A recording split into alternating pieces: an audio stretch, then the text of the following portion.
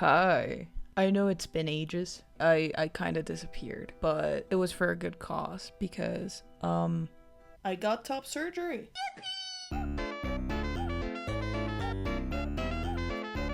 Isn't that awesome? Oh shit, I got pink. But yeah, that happened, a little over 2 weeks ago.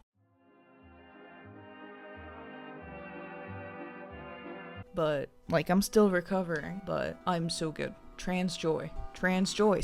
Trans joy. But other than that, I think it's about time that I get back on this. So yeah, we were on episode 5. We did episode 4 last time, obviously, which introduced Sam and Henry. Already fucked from the beginning, but we'll see how they do everything with Sam and Henry. So let's just get right into it.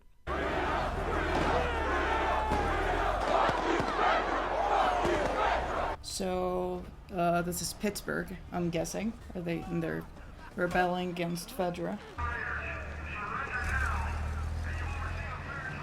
Right. Something like that also happened in Seattle from what we know. A little overkill. Bothers me that he's so young, man. I mean, he's still a kid in the original, but like, he's not a toddler. He's like 12, 13. So, how old are you? Me? 14. How old are you? The same? Oh, you're 14, huh? I'm close. Bothers me that they aged him down. So, wait, this is supposed to be when it started?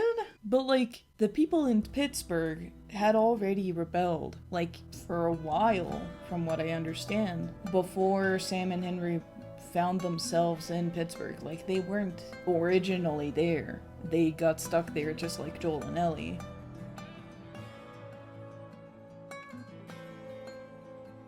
Hey, we got the actor for Tommy right there. Did it feel good, betraying your neighbors to Fedra? More Kathleen. Where is Henry? What's with Henry, man? Bro, he's not that important. He's with Edelstein. Who the fuck is Edelstein? Door to door take a lot of men, and there are other things that probably. He's not my 7th priority, Perry. I hate to be constantly repeating this, but Henry and Sam are just random people. Henry's not, like, important to these people. The Hunters are just assholes. They became monsters over time.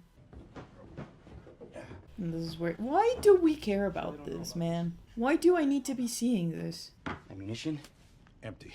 Yeah, so's mine. Getting our way out of this anyway. Okay, well, that's realistic. All gone. Again. Has nothing to do with this because this doesn't exist. Sam never had, like, a superhero thing. You're carrying around a whole-ass bag of crayons?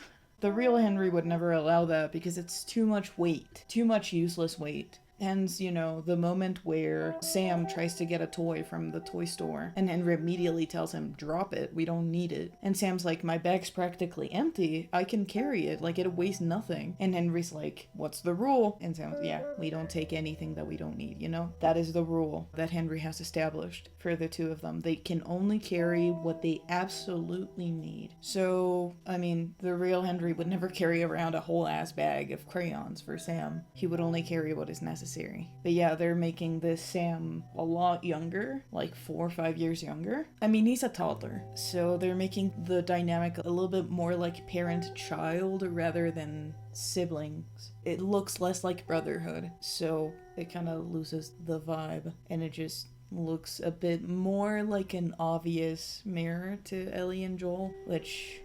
not necessarily a good idea, but also this takes away from, like, the level at which Ellie and Sam look at each other, right? So that's a shame. You got paint, too? Like, buckets of paint? Forget about that. But yeah, no, the real Henry and Sam were not just staying at a random place, they were in movement, because they weren't actively looking for them. You've been watching their NPC loops? He's gonna paint his face. Again, this was just not a thing. Also, that makes him more noticeable, because red is like a color that calls for attention.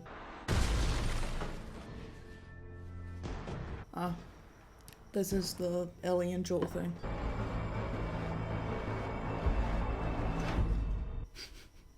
Never happened. As far as I know, Henry didn't know about what happened with them.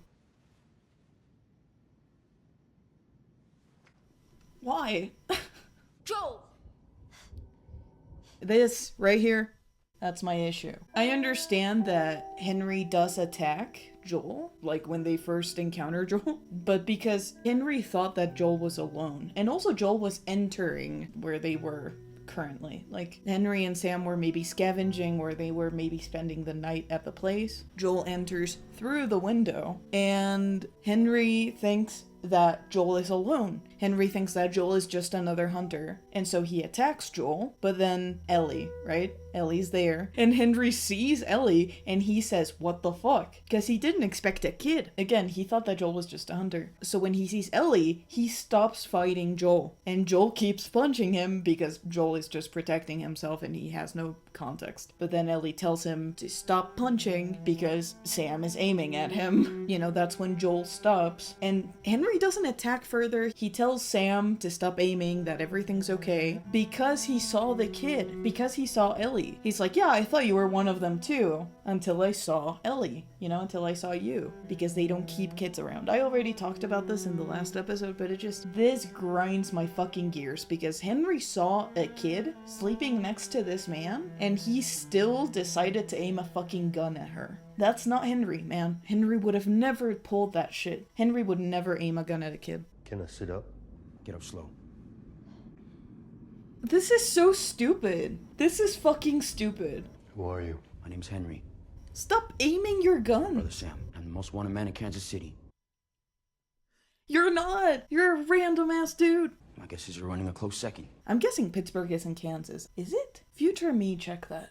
They're acting as though anyone ever that comes into Pittsburgh at all is immediately like the most wanted person. Like, everyone is looking for them. Like, this place is airtight. Like, no one comes in, no one comes out. That's just not the way it is at all. Like, they always talk about getting tourists and getting new people in. Joel, Ellie, Henry, and Sam are not the only people that get stuck in Pittsburgh. Tourists around get killed. You hear stories about people getting kidnapped. There's that one girl that they keep talking about. You never see her in the game, but like, people keep talking about this girl that they're looking for, and they're like, oh, she was crazy, you know, like someone suggests at some point that they should recruit this girl, presumably a tourist, but someone else is like, nah, she would have killed us in her sleep, you know. And they talk about the 76 area. That's where they get Joel and Ellie with the ambush. They talk about that place being full of tourists, and that like the spot's a gold mine. Spot's a gold mine, lucky bastards. You get a lot of people there. You can do the trick a bunch of times. Like, these people get tourists all the time. Oh, shit. Get down, get down. Wait, how many is that now? 5 just this week. Hey, I'm not complaining. I bet you're not. And the point of hunting, the point of like what they do as hunters, is that they do this. They go hunt people. They take their stuff, they take their clothes, their food, their weapons, their ammo, anything. Mostly they just kill anyone that isn't part of them. That's what the hunters do. Henry is not the most wanted man in Pittsburgh. I'd argue they know more about Joel than they know about Henry, because Joel like kills a lot of them. They talk about him like, oh yeah, that fucking tourist killed a bunch of our guys. They're all fucking dead! The hell's he yapping about? Take a breath. Who's dead? The whole crew. The 76 lookout guy. Some fucking tourist killed him. Kill all of them. So they're like kind of searching for them, but they're not going, you know, all arms looking for them. I'd argue they're not as important as they're making them out to be here. And again, I'd argue that Joel ends up being more looked for in Pittsburgh than Henry, from what we see in the game. Yeah, there better been an army in that truck. How the fuck did they wipe out the entire crew over there? Let's keep searching. I want to wrap this up before sundown. Hearing them talk. At least they're scared of us. Just try not to let your guard down. I'm just saying, it's good having you on my side. That was a compliment. Okay. Where'd you get these? From Bill. He's dead. He's not. He's just alone and miserable. Probably a worse fate than death. How old is he? How old is he? He's 8. Cool. He's 8. He's a fucking toddler.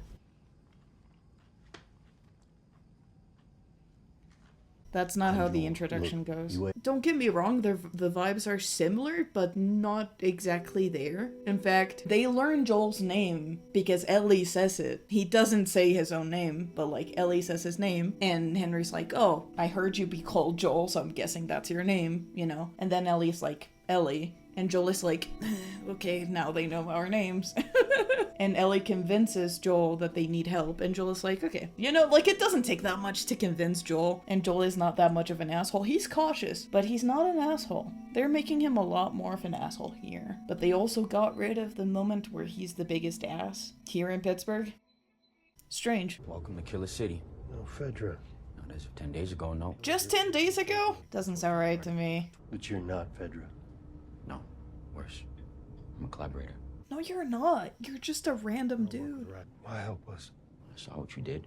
Now I know where to go, but I don't know how to make it through alive. Not if it's just me and Sam. You seem capable enough. You're armed. And wrong, and wrong.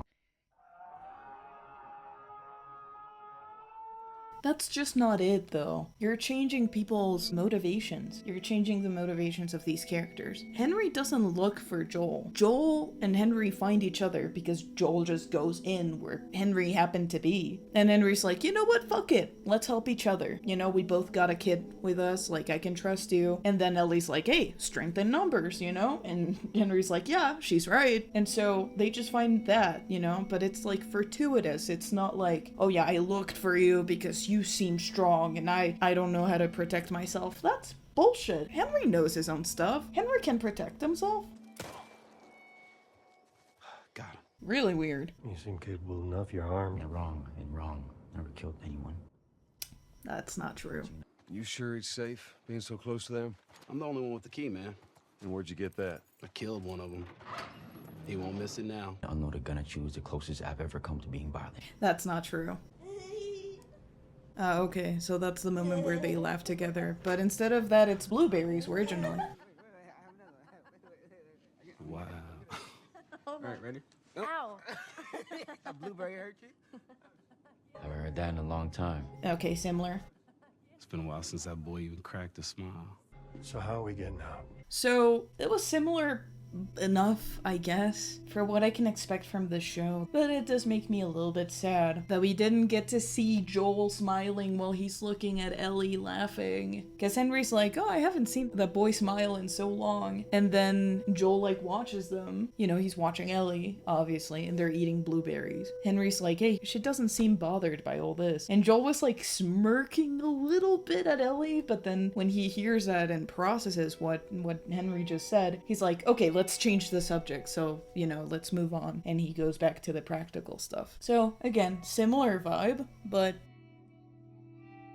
doesn't feel as good, doesn't feel like as substantial. He shows him a map, he doesn't draw anything. This is us. This whole area belongs to Kathleen. Kathleen. Oh my god. That's not true! They got people posted all around the inside perimeter. So how do we get across? He's left-handed, I just noticed. Tunnels. Okay, so we're gonna go through the sewers, like in the game. We head down, pedestrian bridge over the river. The bridge that Joel and Ellie were looking for. All right. Here's the bridge. That's our way out of here. So what do you need me for? Bro, you already asked, no? You notice anything strange about this city? No infected? Fedra drove them underground 15 years ago and never let them come back up. I mean, yeah, obviously, since it's a QZ, they try not to have infected, but since it kind of stopped being a proper QZ because they got rid of Fedra, you can see some infected on the surface. Like, the first thing that I'm thinking about is the hotel. A hotel that they go through regularly. There's a clicker on the first first floor somewhere, when you go back up from the basement, there's just a clicker right fucking there. The hunters check the hotel itself to see if it has infected, and one of them's like, man, I haven't seen a clicker in weeks. And they're like, yeah, but we gotta be thorough. So this is just not true. There's infected around. If I remember correctly, this is where they introduce the bloaters, like, visually instead of in Billstown. I don't know why. Okay, maybe there's one or two, but you handle it. What if there's more? Or one of those blind ones that sees like a bat. Ellie at this point just calls them clickers. Ugh. This is more of the show just going like, ooh, the infected are far more dangerous than they make it out to be in the game. 1 or 2 runners, that shit's so easy. Like, Joel is a fucking machine, man. And Henry can handle himself too. You remember how many clickers there were in Billstown alone? I remember there was a house that had like at least 6 of them. But here they're like, okay, maybe if there's 1 or 2, it's a little bit iffy, but okay, you can handle it. And what if there's more than 2? What if there's a clicker or an or? It's like, okay, man. You ran into a clicker. 2 of them. And you're still alive. See? Okay. Oh, that's your great plan? No, that's my dicey as fuck plan. It takes a lot more to convince them than in the game. 'Cause it's a shittier plan than in the game. So we just didn't have the conversation about, like, looking for the fireflies at all. So where were you heading? Where the Fireflies are based out west somewhere. We're gonna join up with them. Something funny? Oh, it just seems like there's a lot of people putting their stock on the Fireflies these days. Yeah, maybe there's a reason for that. That makes me sad. I think it's this way. No, they just stay in one place and they rest up for the night and wait till it's nighttime. You and your girl, you wanna join us? It goes down tonight.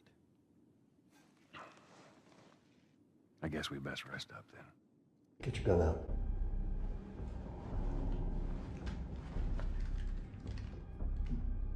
She feels so fucking cool about it, Jesus Christ. She's like, oh yeah, I get to pull my gun out. See? It's empty. Plan is good. We've been down here 2 seconds. Jesus Don't know Christ. anything. Dad's kind of a pessimist. I'm not My her dad. Okay, to be fair to the show, that interaction kinda does happen, but like in a way better light. It's more so like they're talking and then Henry at some point says, This is just you and your daughter. Ellie is the one that has to correct him because Joel doesn't. Joel does not correct him. Ellie is the one to correct him, but Joel doesn't say she's not my daughter. Ellie's the one that has to say, oh, we're not related, you know? But here, they're both at the same time like, no. I don't know, Joel's just a dick in this show. They made him such a dick. But to be fair to Henry's character in the show, he does assume that they're father-daughter. I mean, because they are, but you know what I mean. He assumes that they've already fully formed that bond and that they've established themselves as that. Well, I'm guessing he assumes that they are blood related, so that's accurate in terms of Henry's character. Henry's character has not been that, you know, outside of aiming a gun at a kid and being like the most wanted man in the place, not being a violent person at all when like everyone here is violent. Like, of course Henry has fucking killed people. Outside of like that bullshit, his attitude of like being like, yeah, you know, just trust me, the plan works, let's do this, you know, that kind of attitude, it's been accurate. That is how he is in the game. After sunset, that's our window. Most of them gone, sneak right past them. That could work. Oh, it'll work. It'll definitely work.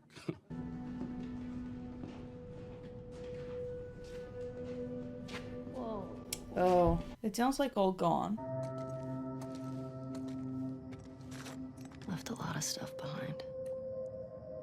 This is Ish. I did remember that they put like references to Ish in the show. It is that impactful in the game, just that little bit of environmental storytelling that they do in the game. So far this looks kind of accurate. The door being like full of drawings of children. No. Yeah, no, Henry's not that permissive with Sam. Ah, I see the house rules there. I mean, it's not the same, obviously, but you can tell what place it is. I heard about places like this. People went underground after outbreak day, built settlements, Joel never says this shit. followed the rules, and they all got infected. I mean, yeah, this is, again, on the nose. Yeah, that's the exact image from the game. Savage Starlight. I have issues 4, 5, 6, 11. It would be cool to see if those are the ones that are available to collect up to this point. I think there's more. I think she just said 4 or 5 issues. Future me, check if that amount of issues and like the numbers for the issues is accurate. Like, is it lore accurate?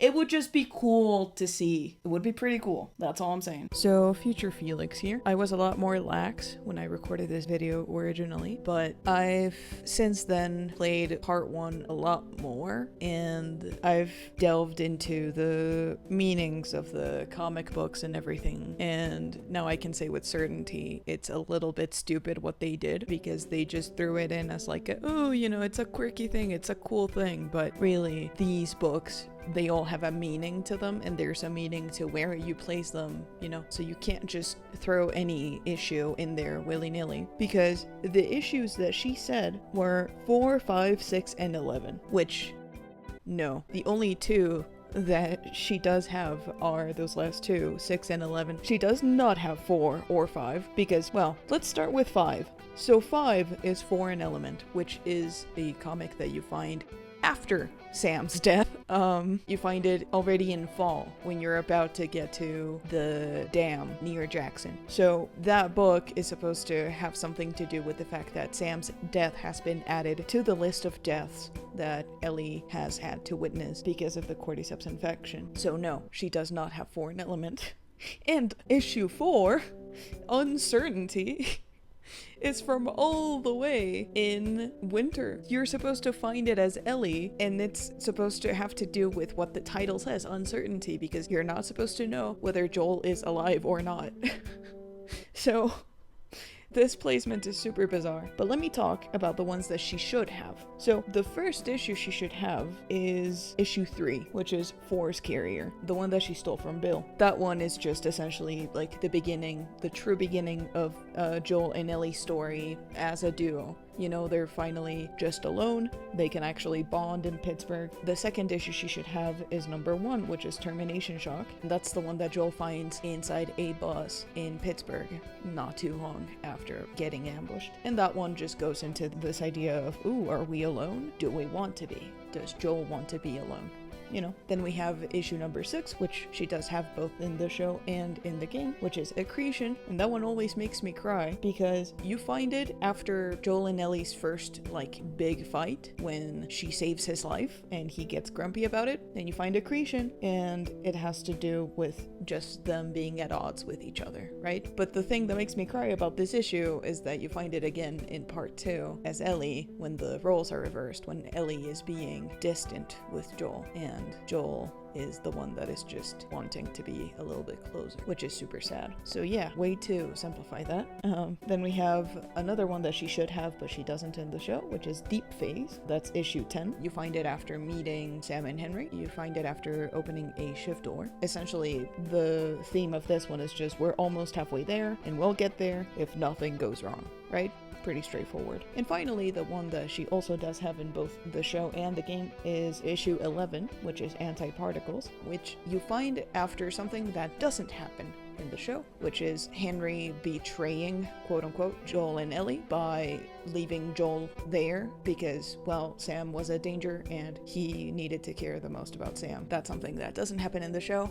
I don't know why. Because it does mirror this idea of like, we have to stick together. I have to protect you over anything else, over anyone else. And it has to do with trust as well, right? Because the issue Anti-Particles goes into the theme of trusting new people, especially after they show that they can abandon you, right? Which is something that Ellie struggles with as well. The fact that Joel could abandon her, but he hasn't. And everyone before him has abandoned her by dying or leaving. So what does this mean for her, right? But obviously, none of that shit happens in the show. So Anti-Particles gets turned into just another quirky little issue, right? Way to simplify that as well. So yeah, don't love that. Anywho. Now keep it down, we're not out yet. Oh, come on. Can we just rest here for a while? They don't wait here. What? By the way, this place is like not in random tunnels, it's in the sewers. Yeah, they're gonna play ball. Yes! Hey, Yeah. Same with those posts over there. Okay. Ready? Okay, do it. But here's what Henry's like, hey, keep it down, man. And he's like, okay, my bad. Henry, did you see that? Let's keep it down, buddy, okay? Yeah. Sorry. Henry doesn't sit back or laugh at it. Henry is Okay. a tight ass about it. If you were collaborating to take care of him, I That shouldn't doesn't say happen. this. Henry's I'm not just a saying it's random the way to dude. go, but all things considered, seems kind of cruel to send a whole army after you for that. Yeah, because it doesn't happen. You know, I wasn't exactly telling you the truth before about me not killing someone. Yeah, no shit. No He was shit. a man, a great man. You know, he's never afraid, never selfish, and he's always forgiving. Oh my god, bro. Leukemia. This is allowed to be happy again. Still think they should take it easy on me, or am I the bad guy? Stop. I Stop. don't know what you're waiting on, man. Stop. The answer's easy. Stop. I am the bad guy because I did a bad guy thing. Stop. None of this happens. Henry doesn't carry like that guilt of like get it, being though. a bad person. You might not be her father, but you were someone's. Oh my god, dude! I could tell. Dude, stop! I'm begging you. I'm begging you to stop being so fucking on the nose. Jesus Christ. I need you to use subtext. Just like once, man. I dare you. I fucking dare you. Holy shit, this is so on the nose. Kathleen.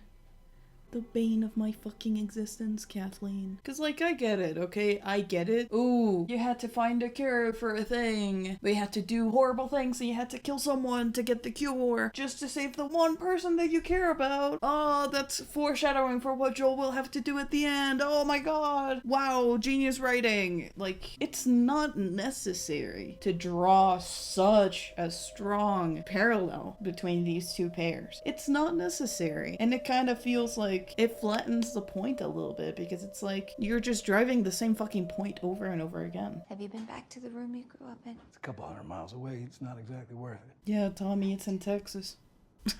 I was really scared of thunder, so when there was a storm, I don't care. he did that for me. Can't wait till He you did die, stuff like Kathleen, that because you waste all my the time. He was so beautiful. Weird thing to say about your brother. He would be horrified by the things I've done. And if you've come to tell me that Michael wouldn't want me to hurt Henry, that he would want me to forgive.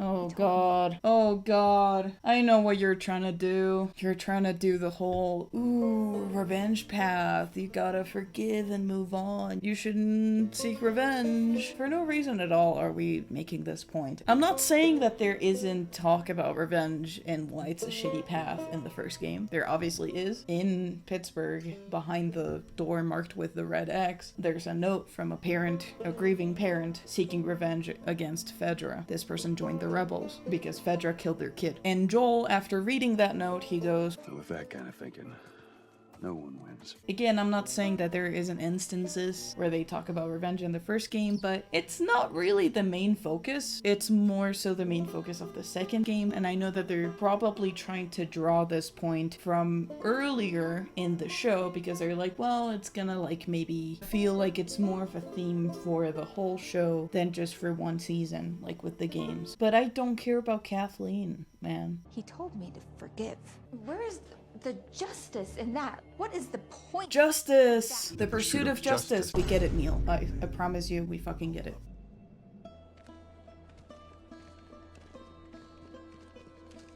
Soft descent? Why? I mean, it's not like I care that much, because soft descent, to my knowledge, doesn't fucking appear anywhere. It's more so just concept art. So we crossed the river and then what? Where are you gonna go? Don't know yet. Well, What do you mean you don't know yet? Wait, what do you mean you don't know where you're going? Yes, you do. You're going to the Fireflies. You have a whole group that you were gonna go with. So where were you heading? Where the Fireflies are based out west somewhere. We're gonna join up with them. This is us. There's an abandoned military radio station just outside the city. Any survivors from our group, they're supposed to meet us there tomorrow. The next day they come back for them because they find them nearly drowned. By the way, that just never happened. I'm realizing that. Henry and Sam had to abandon Joel and Ellie the night that they met because it would have put Sam at risk. Joel and Ellie had to find their own way and they nearly drown. And then Henry and Sam find them again. They talk about like getting to that tower. They go through the sewers and then they get to this abandoned suburbs area. They deal with a sniper. There's a lot of like little interactions there that I'm not seeing. I was just 5 when the cordyceps hit. My memory's pretty hazy, but I remember living in a neighborhood just like this. What do you remember? Barbecues.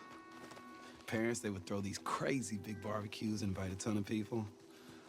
You know, I remember the smell more than anything. Weird.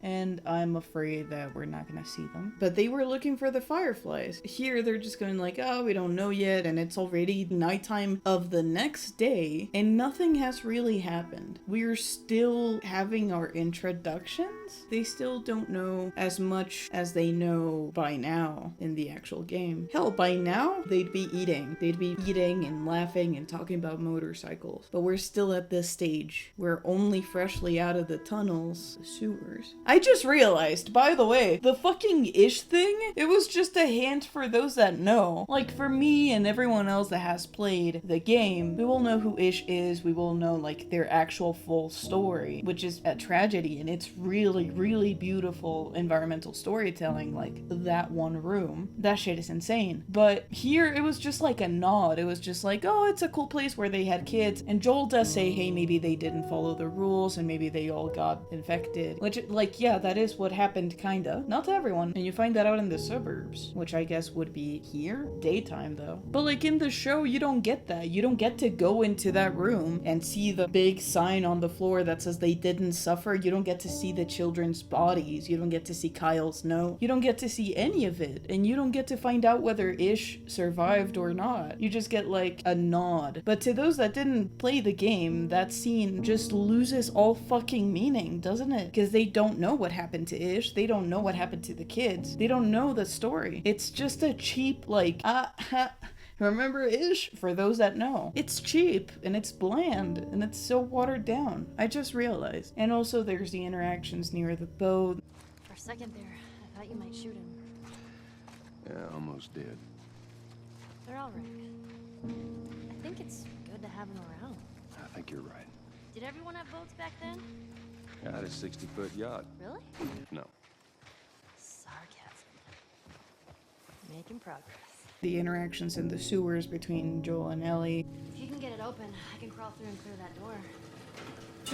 Oh, yeesh. That is a big rat. There's the moment where they get separated and it's just Joel and Sam and then Henry and Ellie. And you have to be worrying like what has happened to Ellie this whole time. You have to take care of Sam. And Sam has some dialogue about the place too. Look at this place. It's like a classroom. Why couldn't they keep it safe? Son, I wish I knew. God knows they didn't deserve it. It just makes me sad. Like, we're losing so much, and yet we're giving Kathleen this whole fucking backstory just to talk about the pursuit of justice, when it's not necessary. This is how it goes. He's like, no, never, ever, ever happening. And then I'm like, and he's like, yeah. Oh, this is the place with the sniper. Get out! Fucking sniper. But it's nighttime. To be fair, the layout of the place did look familiar, so I was like, doesn't this look like the suburbs that you get to after the sewers? Also, the sniper is like super cocky in the game. Come out, wherever you are. I'm gonna go around, try to get in the house through the back, and then I'll take him out. Y'all stay here. No. Before you start, I need you guys to keep him busy. I'm gonna go around and see if I can't get the angle on him. But if you go out there, he's gonna kill you. It's dark and he has shit aim. Nobody's gonna kill me. Then he's gonna kill us. Do you trust me? She doesn't need convincing. The most that she's annoyed about in the original game is that he's like, this is another moment where he doesn't let her help. And he's like, no, I do need your help. I need all you guys' help. Like, you guys are gonna distract him. Stay safe, but like, distract him, and I'm gonna go kill him. Why aren't we hearing like a, still fucking see you? I still fucking see you. Oh, where'd you go? And he doesn't have any more hunters to go after him? Why is this show so dark, by the way? Like, I know that the games are dark, but this show feels darker than the game. This doesn't happen. Joel gets into the room and the guy tries to attack him with a knife or with a shiv. Stay up here for another hour. That's all you have to do. No, Joel kills him Don't do it. with his own knife/shiv.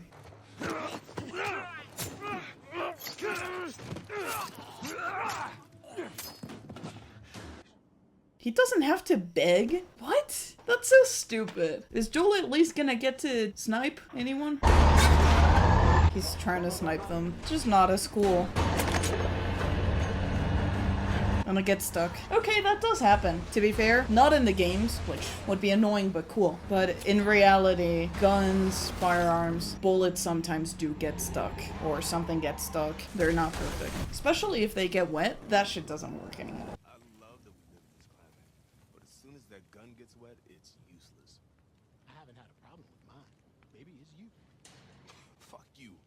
When you go out on a 2-week on the coast and you have a clicker sprinting towards you while your gun is misfiring, then I want to hear what you have to say. I don't know what to tell you. You got unlucky. These guns are solid. Okay.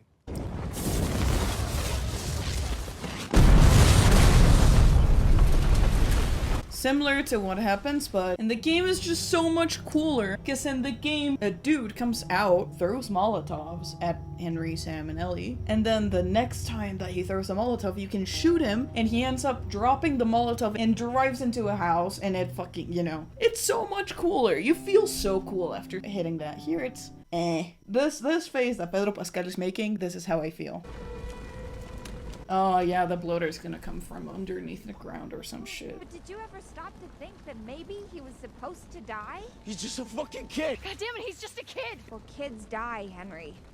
They die all the time. This is such a stupid conversation. Revolves around him?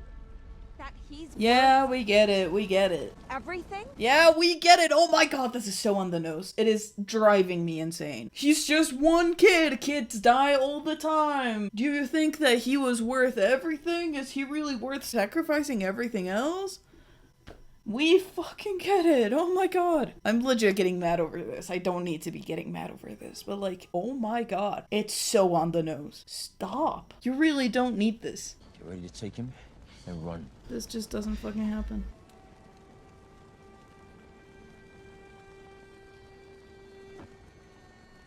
It ends the way it ends. All Gone. Show's version of All Gone. Bloater. Epic bloater moment. I don't care.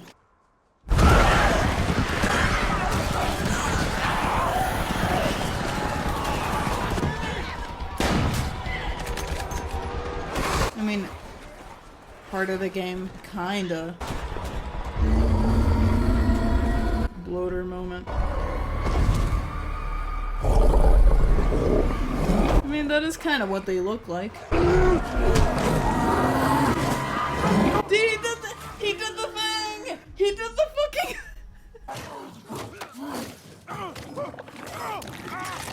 Okay, that's a cool nod. Because you don't have to be in the know to, like, feel it. Is that a child clicker? That is so funny. It's true that in the game you never see, like, infected children. I wonder why that is. There must be infected children around, but they all have, like, adult size. There aren't any infected with dwarfism either.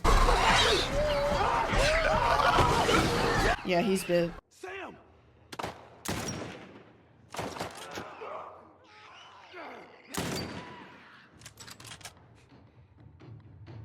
Sam, are you okay? Yeah, I'm fine. You sure? I said I'm fine.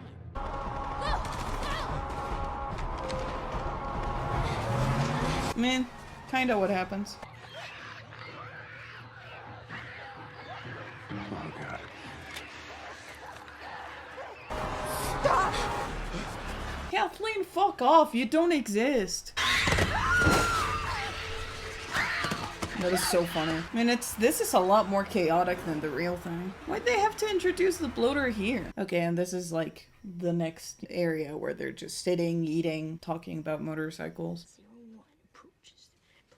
You think they'll be okay? The vibes are so much different. Holy shit. So yeah, Okay, now I can say with full certainty, all those little interactions between the four of them never happened in the show. Like the moment where, you know, they get to this one house in the suburbs right before the sniper. And there's darts and there's like a dartboard. Ellie and Sam start playing with them and then they kind of like get a tie and then Joel tries his own hand at the darts and he fucking misses completely and it hits the wall. You look around and then Henry's there looking at you and he's like, there'll be a time when kids can just be kids again. And Joel's like, let's go. You know, he avoids the topic. Shit like that, you know, it's so simple but so cute. The game is so rich in those little things and those little interactions. And this is just completely devoid of it. This is intense scene after intense scene after intense scene. There's no moment of like just little things. It's so scarce here is what I'm trying to say in comparison to the games. We also missed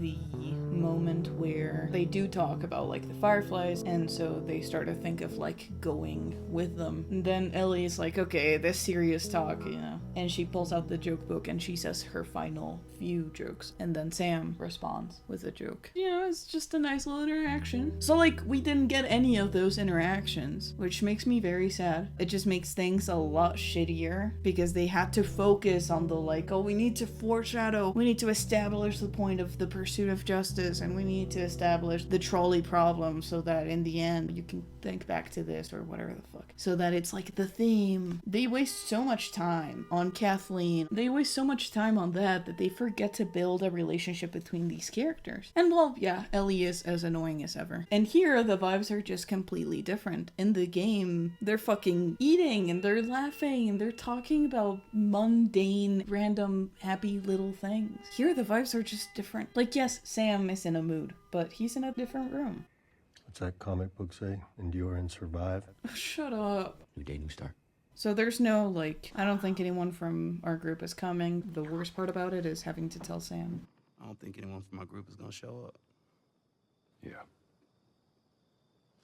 Worst part about it all, explaining it to Sam.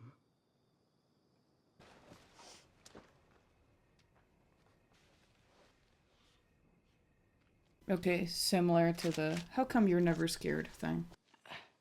How is it that you're never scared? Do I not look scared? Who says I'm not? Who says that I'm not? That is such a cool accessibility tool, by the way. Okay, what are you scared of? What are you scared of? All the time. Scorpions. Scorpions. Better in the game. Let's see. Scorpions are pretty creepy. I'm scared of ending up alone. Being by myself. I'm scared of ending up alone. Yep, what about you? What about you? If you turn into a monster, is it still you inside? Those things out there. What if the people are still inside? Yeah, I mean, that is what he's worried about in the game. He doesn't show her the bite, though! He doesn't fucking show her! They have a whole conversation about religion and death and, like, those creatures and, like, she gives him the toy that she stole from the toy store. This medicine. Your blood alone isn't medicine. You don't need to do all that. This just doesn't happen. He hides it from everyone.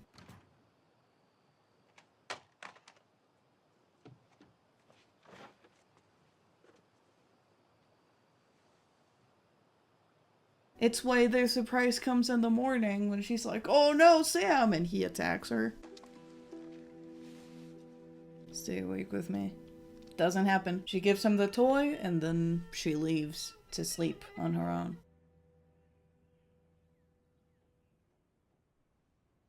He's not sitting, he's standing and twitching. Sam?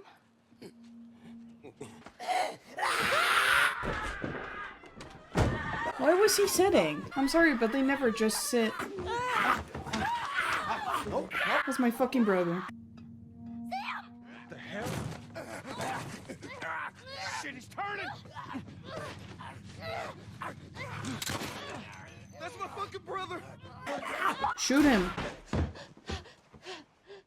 Okay, so kind of the same speed as in the game. Screw it!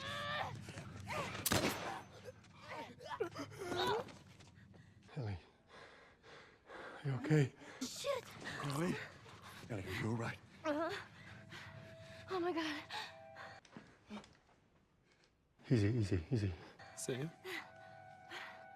Oh no. Sam? Henry? Ellie, stay there. Henry? What have you done? I'm gonna get that gun from you, okay? Oh, okay, easy. Henry, give me a gun. What did I do? This is all your fault? This is your fault. This is nobody's fault, Henry. Henry, give me the gun. This is all your fault? It's all your fault! Henry! Henry, no! Okay. She's the one to say, oh god. She goes like, oh my god. Henry, no! That's where fall starts. It's where summer ends. We don't get to see this. Summer ends. Congrats, we're finally halfway through the game. We don't get to see this. We don't need to see it. This is just like melodramatic bullshit. They make you sit with it just like, we move on. There's no time to mourn. We just have to keep going. And you're in fall and you're already in Wyoming. I believe we're gonna hear an Agnes Obel song, because I remember that. Maybe Fuel to Fire? Fuel to Fire! I knew it. A good song. Doesn't appear in the game, so I don't particularly care. But it is kind of hurtful that it appears here, of all places. So, what are my thoughts? There's a lot we didn't see. There's a lot that didn't happen. A lot of time that was wasted on Kathleen, which, as always, makes me a bit mad. Very on the nose, Jesus Christ, the writing of this show. The death scene of Henry and Sam was similar, obviously. Not the same by any means, but was similar. There was no moment of like Henry first blaming Joel and then going to himself, because then Joel immediately recognizes like, oh shit, this is what I went through. Similar, so I kind of get it. I know what you're thinking. I know you're thinking of killing yourself. And he's like, this is no one's fault. And then Henry shoots himself. And you just get like Joel startled and you get to hear Ellie going, oh my god. And that's it. And then you cut to fall. You don't get to see their graves. Nothing. But similar enough, I guess. I mean, I don't know. I didn't feel anything. Henry's character was okay. I'm annoyed that they had to do the whole like, oh, he's so important thing. I don't know why that was necessary. I wanted to add a few things that I didn't think of originally when I made this, because recording these things gets pretty tiring, but now that I've sat with it for a year, I have 3 main thoughts to deliver. So, firstly, despite everything I think about the show, I do appreciate the disability representation they implemented with Sam's character. My issue with him in the show is that he's just so young and can't have an honest, leveled, or in-depth heart-to-heart with Ellie, but I am absolutely all for the representation he is, one that isn't in the game. I can imagine a lot of people might have felt seen by this, and I think regardless of my opinions on the quality of the show, that's really important, and I'm glad they did it, and I hope that they keep doing it, because I know that the show is very popular, and I want people to feel seen, especially people that don't get represented as much.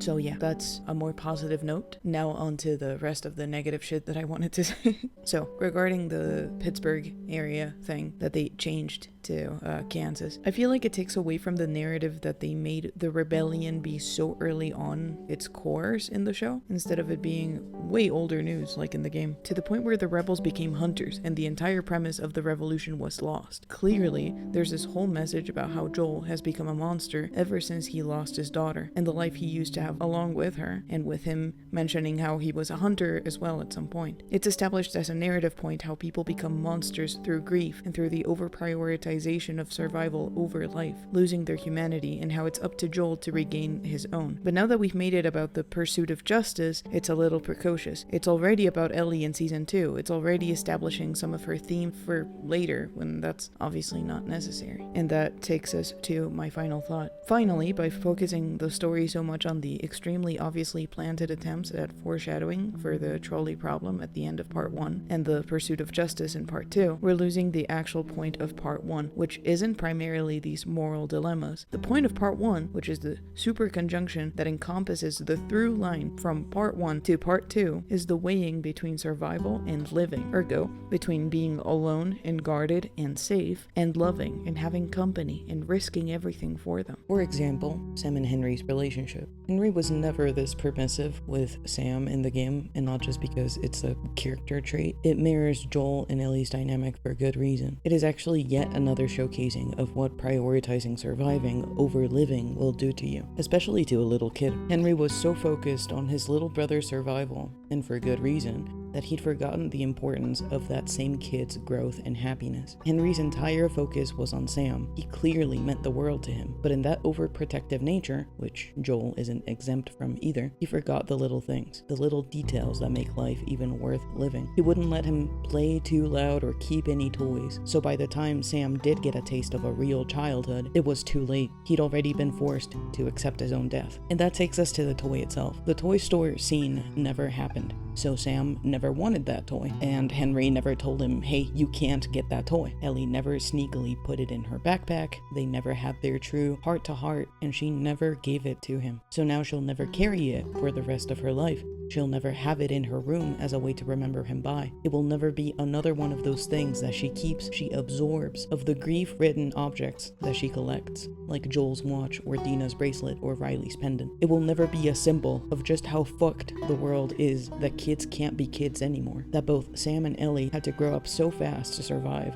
but they couldn't afford to live, which is the whole fucking point of these games. And making Sam 4 to 5 years younger than he actually is, which I suspect is just to make his death sadder for an older audience, because those are the people that wouldn't have played the games. I mean, what are we doing? The show here made the same exact mistake they made with Bill's episode, where they thought, hey, maybe if we take away all of the important but sad and bitter or tragic or complicated aspects of the game, and we just make this entirely non-complicated, easily digestible fluff, people will cry super easily when they watch these characters die, because it's so easy to love them. It doesn't make you question shit. It is just cheap melodrama. It's a soap opera. It's a telenovela, and it is the most black and white thing I've seen in a while. We don't need fluff. We don't need these rigid dichotomies. We need the exact fucking opposite. I mean, this is The Last of Us we're talking about. Things have meanings. We don't just want to make people feel bad for these characters for no reason. We want to build a particular narrative. We want to make some sort of point. This show has lost that point. Finally, I want to address the staggering lack of Firefly symbolism and conversation in this episode, making the dynamic with Henry and Sam completely devoid of the Firefly talk, only to instead build such an insultingly glaring attempt at foreshadowing or paralleling with that trolley problem at the end of the game, which, funnily enough, should have everything to do with the Fireflies, is a new low. What is the show even about at this point? The Fireflies are the crux of The Last of Us. They are everywhere. They haunt the narrative, even though we hardly actually see any Fireflies. We mostly just see spray paint or Firefly pendants scattered across the entire game, with the either implicit or explicit connotation of the death of said Fireflies. Some of them just are right next to their corpses, right? Or ex-Fireflies who've renounced them or who want to return to them. The Fireflies are more of a symbol for most of The Last of Us. They are that yearning, that longing for redemption, for restoration, for humanity. The fact that Henry was such a firm believer in the cause and ended up killing himself because he had to shoot his own infected brother. All of that right in front of Ellie's very own eyes, who was just being attacked by Sam moments ago, who was just hopeful they'd continue to be a team, who was just hopeful to get to the Fireflies and make a fucking cure so that none of this would ever happen. The fact that 2 aspiring Fireflies fell to the infection in front of Ellie, along with Taz, who became a quick believer in the cause, and Riley, who'd just ripped her own Firefly pendant from her own neck to demonstrate her love to Ellie, but who'd also spent so long trying to get into such a faction, who idolized Marlene and wanted anything but to become a soldier, who had to watch her own father turn and rip her mother to shreds, who had to kill her own father. Ellie had to watch this pile of lives being taken by the thing that just by sheer chance didn't take her. But no, we'll take the Fireflies away from this episode, right? They don't matter. Fuck the entire point of The Last of Us. Sure.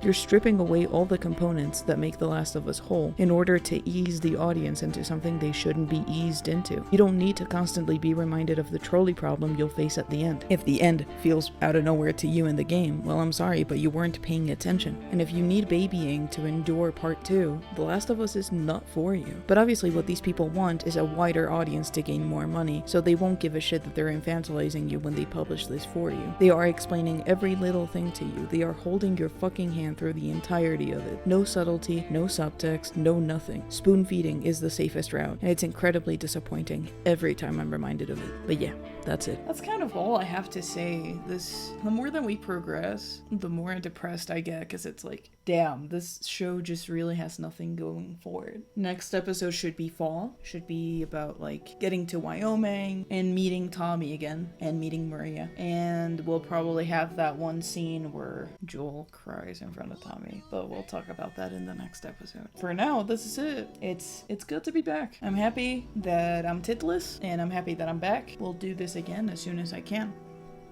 Deuces.